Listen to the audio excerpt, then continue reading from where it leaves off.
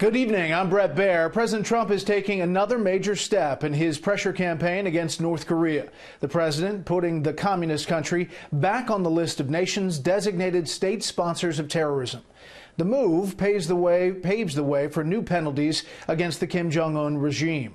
Correspondent Kristin Fisher is live tonight on the North Lawn of the White House to tell us why this is being made right now. Good evening, Kristin. Hey, good evening, Brett. Well, this is a move that President Trump has been wanting to make for some time. He's had to wait, according to the Secretary of State, to make sure that North Korea legally met the criteria for this designation, and today he announced that it had.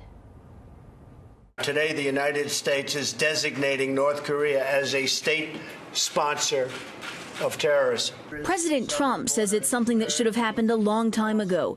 North Korea joining the ranks of Iran, Sudan, and Syria as a state sponsor of terrorism. This designation will impose further sanctions and penalties on North Korea and related persons and supports our maximum pressure campaign to isolate the murderous regime. The designation is accompanied by a sweeping set of sanctions, banning arms-related exports and sales, controlling goods or services that could enhance the country's military capability or its ability to support terrorism, restricting economic assistance, and applying other financial restrictions.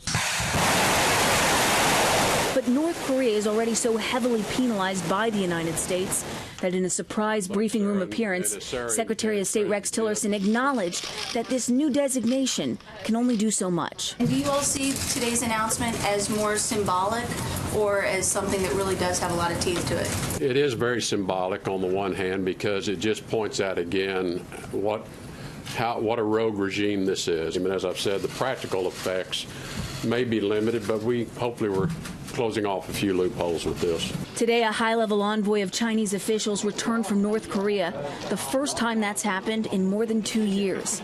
And it comes just 1 week after the president personally pressured the Chinese president to help. You guys Donald Trump supporters now? But it's something else that he had to ask President Xi for that frustrated President Trump the most over the weekend: the freedom of those 3 UCLA basketball players.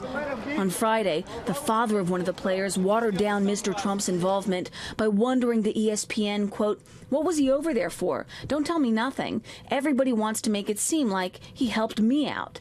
Well, President Trump fired back on Twitter, calling him out by name. LeVar Ball, the father of LiAngelo, is unaccepting of what I did for his son, and that shoplifting is no big deal. I should have left them in jail. But when asked today if President Trump really meant that, the White House press secretary said he didn't and that it was only a rhetorical response. If that's the case, he wouldn't have taken the action that he did. Now, in addition to today's announcement about North Korea, tomorrow the Treasury Department will announce even more sanctions against Pyongyang, and the president describes those sanctions as a big one, the highest level of sanctions possible. Brett? Kristin Fisher live on the North Lawn. Kristin, thank you.